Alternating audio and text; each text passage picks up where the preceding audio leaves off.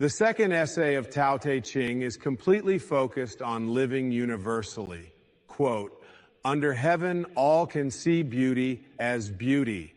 Only because there is ugliness, all can know good as good. Only because there is evil. Being and non-being produce each other. The difficult is born in the easy. Long is defined by short, the high by the low. Before and after go along with each other, so the sage lives openly with apparent duality and paradoxical unity.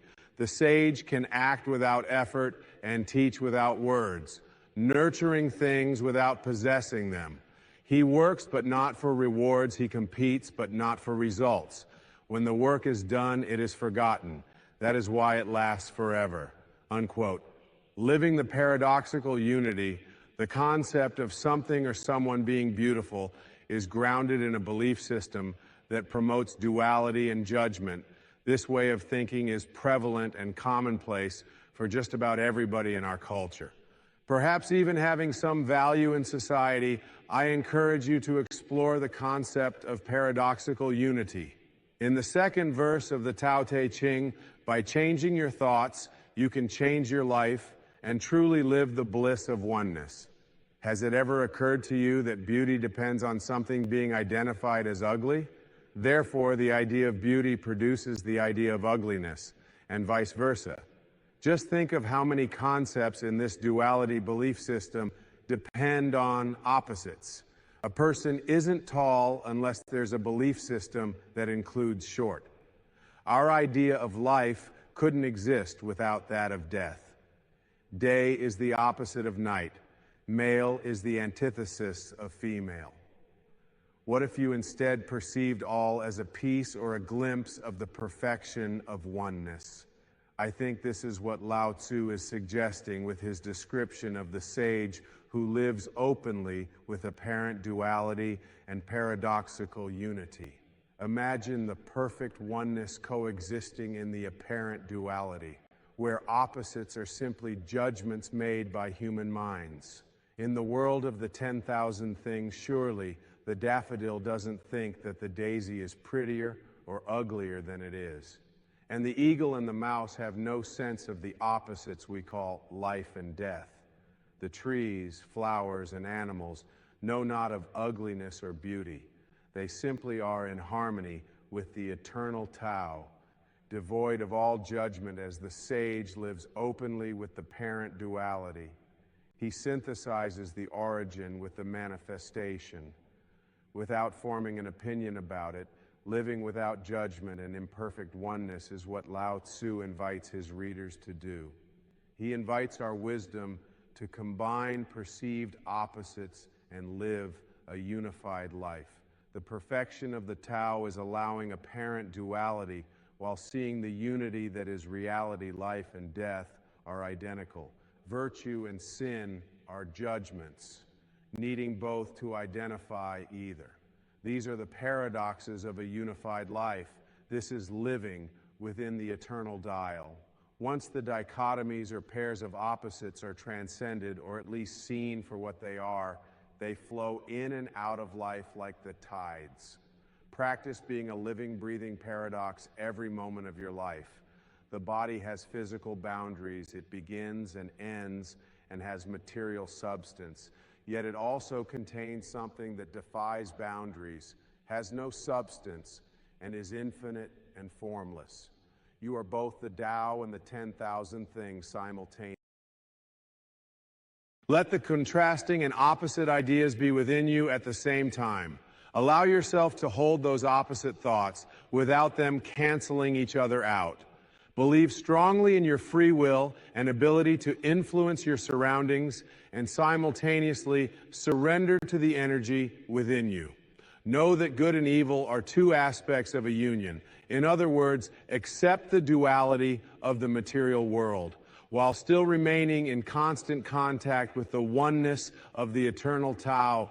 The debilitating necessity to be right and make others wrong will soon diminish. I believe that Lao Tzu would apply the Tao Te Ching to today's world by suggesting the following. First, live a unified life. Enter the world of oneness with an awareness of the propensity to compartmentalize everything as good or bad, right or wrong, beautiful or ugly are standards of the physical world, not the tale. Contemplate the insight that duality is a mind game. In other words, people look the way they look. Period. Criticism is not always necessary or helpful. See the unfolding of the Tao inside everyone, including yourself, and be at peace with what you observe. Be a good animal and move freely unencumbered with thoughts about where you should be and how you should be acting. For instance, imagine yourself as an otter, just living your otherness. You're not good or bad, beautiful or ugly, a hard worker or a slacker. You're simply an otter moving through the water or on the land, freely, peacefully playing and without judgment. When it's time to leave your body, you do so, reclaiming your place in the pure mystery of oneness. This is what Lao Tzu means when he says, when the work is done, it is forgotten. That is why it lasts forever. In other words, you don't have to leave your body to experience forever. It's possible to know your eternal self, even in the embodied condition. When duality and judgment crop up, allow them to be a part of the perfect unity. When other people create dichotomies, you can always know oneness by practicing the Tao. Also accomplish much by trying less. Effort is one piece of the whole, another piece is non-effort. Fuse these dichotomies, and the result is effortless action.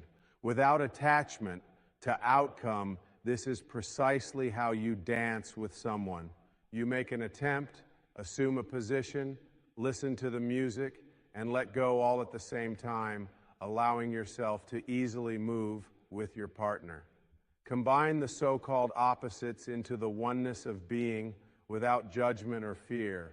Labeling action as a fine effort implies a belief that trying hard is better than not trying. But trying itself only exists because of beliefs about not trying. Attempting to pick up a piece of trash is really just not picking up the trash. Once you've picked it up, then trying and not trying are irrelevant. Understand that you can act without the implied judgment of words such as effort and trying. You can compete without being forced to focus on outcome. Eliminating opposites paradoxically unifies them so that it is unnecessary to identify with one position.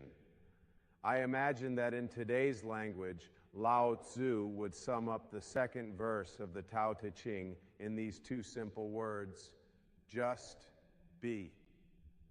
Do the Tao, now do the doubt today, by noticing an opportunity to defend or explain yourself and choosing not to. Instead, turn within and sense the texture of misunderstanding, feeling it all the way through your physical system. Just be with what is instead of opting to ease it by traversing this outer world path of explaining and defending. Don't get caught up in the apparent duality of being right or wrong. Congratulate yourself for making a choice to be in paradoxical unity, a oneness where all of the spectrum simply is. Silently appreciate the opportunity along with your willingness to practice your sageness.